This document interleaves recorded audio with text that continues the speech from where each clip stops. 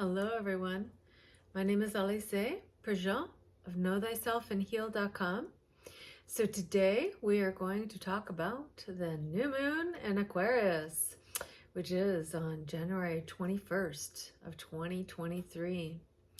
So the new moon is occurring at 3:53 p.m. Eastern Standard Time or 12:53 p.m. Pacific Standard Time. So you can translate that to wherever you are in the world. And it's going to be at 1 degrees, 33 minutes of Aquarius. And we always know with the sun and the moon, this means that they're in the same degree of the sky. So the sun and the moon are conjunct, and so they're fusing together. And so this is our internal world and what we're fusing with our external world, right? So how we're initiating something new internally and how that will, from the inside, be then expressed outward. So you can look to see where 1 degree of 33 minutes is in your chart of Aquarius, right? So what house is it in? Because this is the aspect of your life in which this is occurring. And so you're initiating something new in your Aquarian consciousness, of course, as we all are, right, at the new moon. And so this particular new moon is interesting because the planetary guide or ruler of the new moon is Saturn and also Uranus. So both of those planets co-rule or are both guides to Aquarian consciousness. And so both of them are doing something interesting with this particular new moon. And so I think I'll first start with Saturn. Venus and Saturn are making a basalmic conjunction. And a basalmic conjunction always means that it's a completing conjunction. So there's like a chapter ending in regards to our own Venusian consciousness and the way in which we've structured our consciousness. So because Saturn is in Aquarius, this could definitely mean something in the outside world.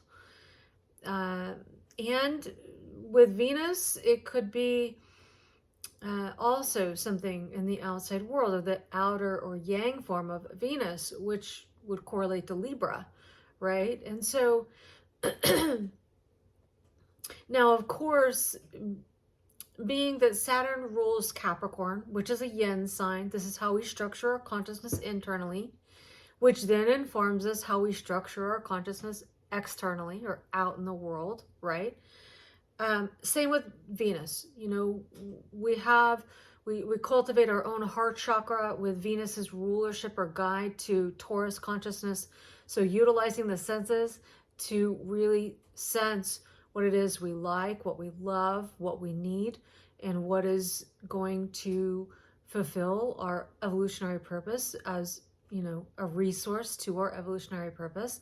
And then Venus's rulership or guide to Libran consciousness is how we attract things from the outer world that are either in support of those desires to evolve or our own evolutionary purpose, or maybe we see that things aren't resonating with what we need or desire in the outside world. And so we would, hopefully choose to not cultivate a relationship to those things or necessarily invest in those things, right? Because Venus is very much about investment. So we want to be sure that we're investing in people, places, things, circumstances, situations that are actually going to really support our own evolutionary purpose so that we can also support the evolutionary momentum of the collective as well.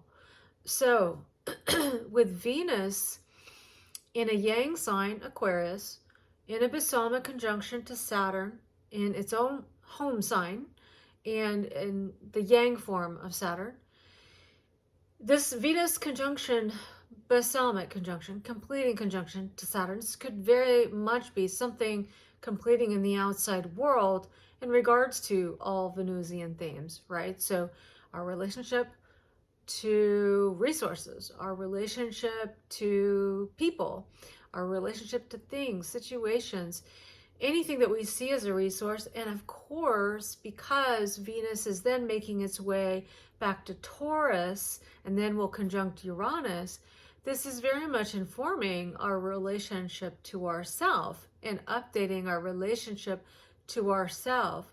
And of course, this is also bringing insight or some kind of momentum in regards to how our identity is expanding in new ways. So that's an interesting conjunction to be happening all the while we experience a new moon in Aquarius, which is all about the new and how we're going to structure our lives in this yang energy, how we're going to self-actualize ourselves in our own personal reality, our own creativity, and how we're creating our own personal reality based on our own creativity and our own heart chakra. And, you know, in regards to where we invest our energy, Venus and Scorpio, right?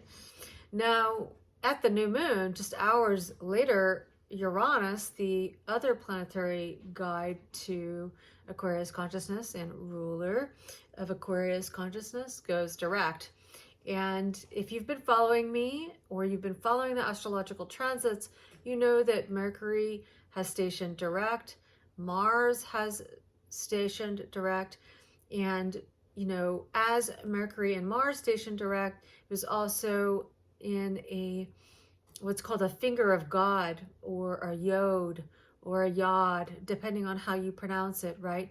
And that configuration is really interesting because it always includes 3 planets. And what this means, you've got 2 planetary bodies. It can be a planet, but it can also be an angle, like the nodes of the moon. So you've got the South Node and Mercury and Capricorn that are in a sextile, 60-degree angle from each other. So this means very easy to get along energy, like these kind of just, there's this easy flow.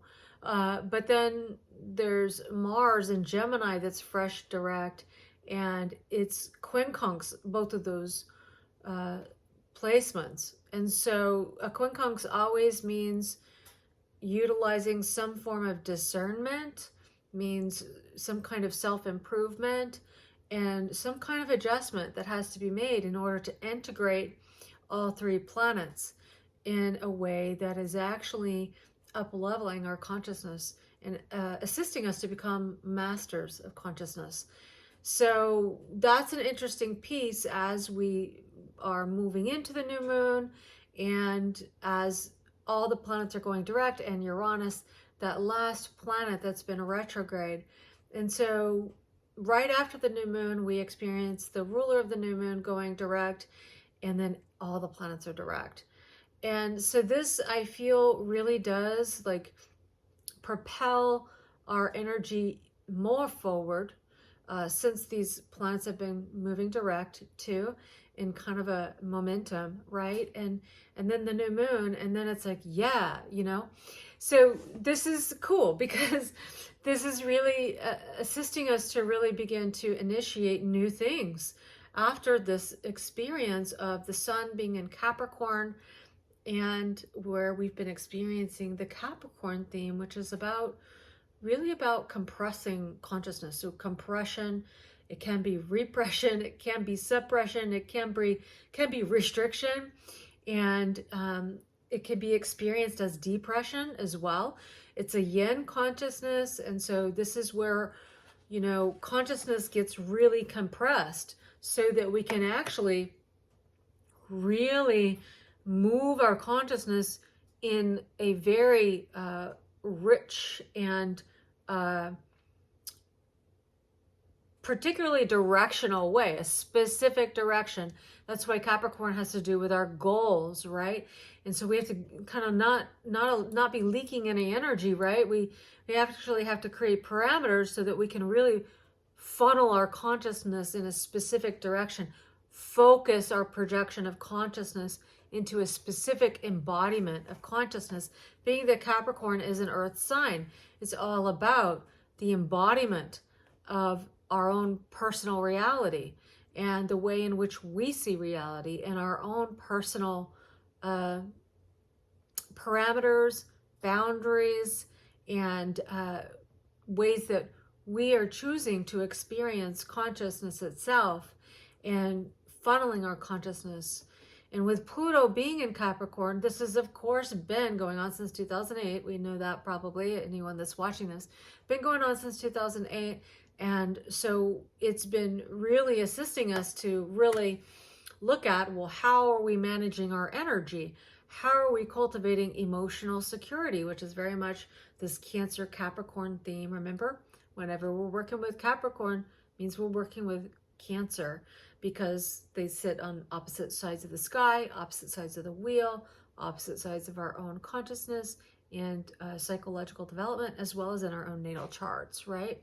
And so this is really about how we funnel our emotions, how we structure our consciousness and fuel that with our emotional realm, and utilizing the senses of emotion and feelings to really cultivate what's going to keep us safe, what's going to, feel like it's supporting us and supporting our consciousness, providing a container so that we can expand our consciousness. And so it supports this Aquarian development and consciousness, where once we've provided that container, developed and cultivated emotional security in that structure of consciousness, then we can have the freedom to expand out. However, with Aquarius consciousness, we might find that, well, maybe our container got a little bit too strict, like we need to actually, this is the Uranian component of Aquarius, where we need to actually release now. We've compressed our consciousness. We've gotten real, concentrated with the energy. And it's almost, I always think of Cancer and Capricorn as the birth canal. It's like squeezing into Aquarius, where something new has emerged. We are new once we've emerged into Aquarius, and we are self-actualizing our creative potential in new ways. This is why Aquarius is very much related to brilliance, genius, innovation, and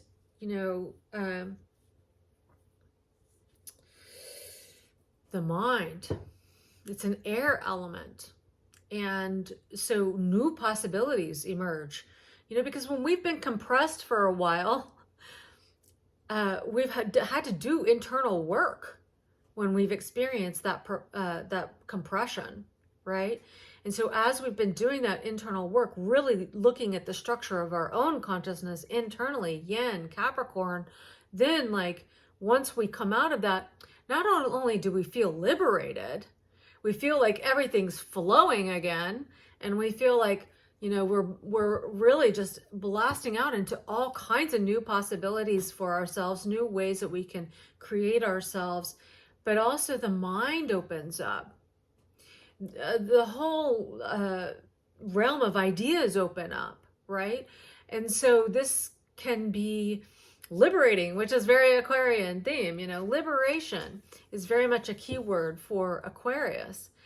And so I find it fascinating that we have this compression happening with Venus in a Basoma conjunction to the planetary ruler of Aquarius, Saturn, where it's almost like Venus is like, okay, I'm entering the birth canal now. I've been, Venus had been in Capricorn, right? And then it moves into Aquarius with Saturn, and then it comes up to that kind of Saturnian component where it's like it can feel pressurized, right? And then Venus will move past Saturn in a bit, right, after the new moon. But it's interesting how Venus is right there in that compression. Remember that Uranus other planetary rulers in Taurus, Venus's sign, okay?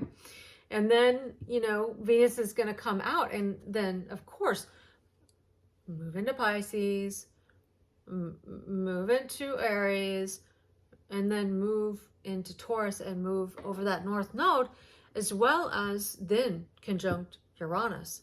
You know what's fascinating is I was looking and I found out that Venus will conjunct Uranus. First of all, let me tell you, Venus is going to conjunct the North Node in Taurus at 4 degrees on, let me make sure I get this correct for you.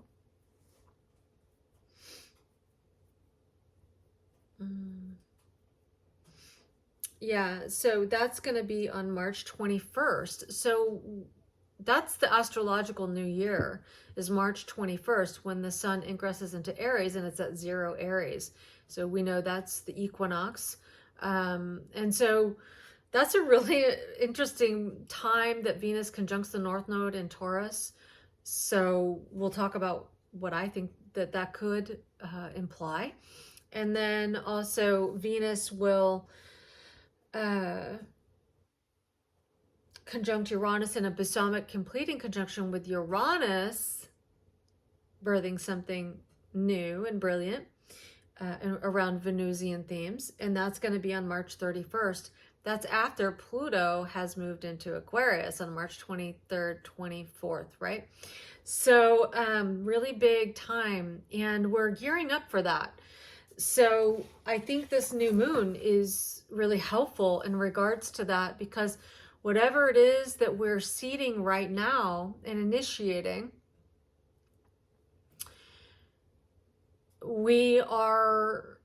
it's preparing us for big energy shifts in 2023. Because also remember that on March 8th, Saturn will go into Pisces, and then also Pluto goes into Aquarius March 23rd, 24th, and then Jupiter will go into Venus's sign in Taurus in May. I believe that's May 17th of 2023. So there's some big energy shifts coming, and I do think that this Venus in a completing chapter with the Saturnian component is that, you know, we were really coming to some culmination around the way in which we've been structuring our consciousness. And then how does that relate to what we're seeing in the outside world, and how the outside world is really reflecting the internal dimension. And so I think that this is a theme for this new moon, is also recognizing that the outside world is a tool by which we are reflected back to us, our internal dimension. We are given opportunities to see the things that we may not have seen about ourselves, our own needs. We utilizes the senses for that, our own particular evolution, our own unconscious, which is particularly poignant right now because Scorpio's at the south node of the moon. This is very much about really looking at what's in the unconscious, where it is that, you know, where it is that we're in alignment or not in alignment with our personal value and our heart chakra, our love nature, what it is we love, what it is that resources us in our own evolutionary path, and how we manage resources, including how we manage our energy.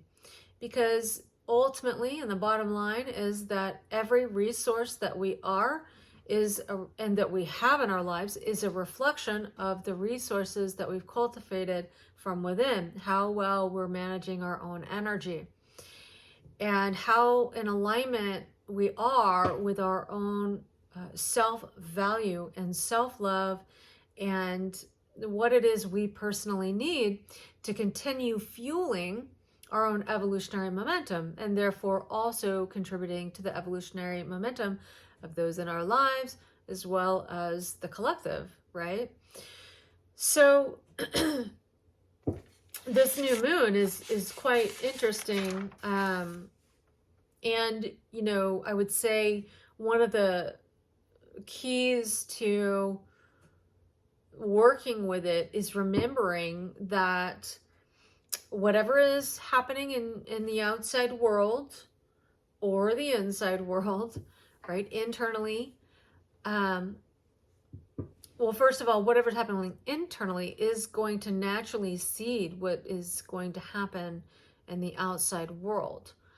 And the more that we can be conscious of what's happening with us internally, the more that we can actually really structure our lives in alignment with our own needs. Now, because Pluto will move into Aquarius in March, this is going to create some momentum and shifts in consciousness, and it's going to create momentum because Pluto will square the nodes in Taurus and Scorpio when that happens. And so this will put the pressure on, right? So whatever work we can be doing now to really be in alignment with our own personal needs and doing whatever it is that we need to do in the not only the internal world but also the external world to initiate the changes that are actually going to grow for the next 6 months. Because remember, this new moon is directly correlated to the full moon in Aquarius that will happen in 6 months.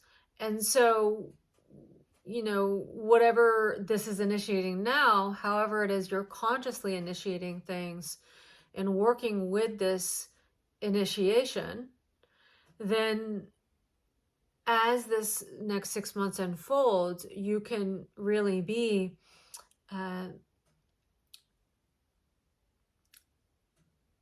preparing yourself and setting up what kind of structures are going to support that which you really need and that which is going to support your own resources as well as your own embodiment of what you desire in your life.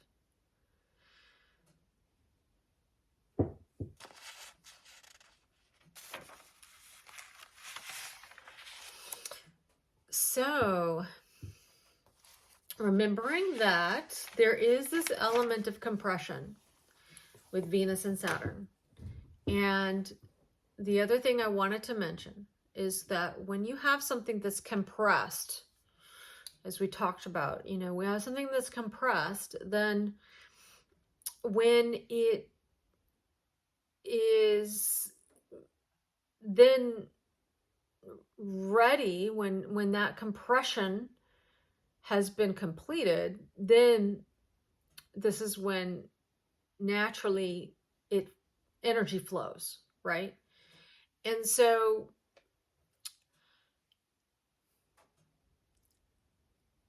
Aquarius, you know, this is why I always think of Aquarius as being the water bearer, because remembering that in Cancer and Capricorn, this is first sign, first water sign is Cancer, it's water, right? So this is sensing the environment through our feelings and our emotions, and then, you know, really paying attention to feelings and emotions, and then funneling our consciousness in the direction that's going to support us personally, support our reality, and that is going to actually also have the parameters by which to support the structure of consciousness that we desire to experience, as well as embody, and as well as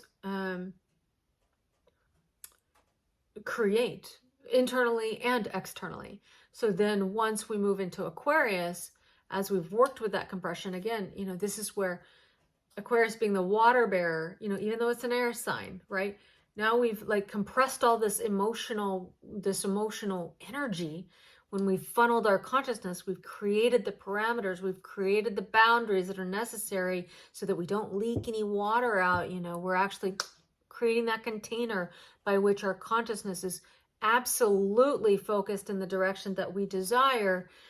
Once we go into Aquarius, it's the water bearer. It's this like, you know, kind of like this abundance, and it can be abundance of ideas, abundance of geniusness, abundance of brilliance, abundance of this creative self-actualization of who we are, you know, and this contribution of light in the world. And that, you know, it has all the water it needs in order to nurture those seeds, right? So think about that as you were experiencing the new moon in Aquarius, because it's the moon. Moon rules Cancer. Moon guides Cancer consciousness, right? And we've just come out of Capricorn consciousness.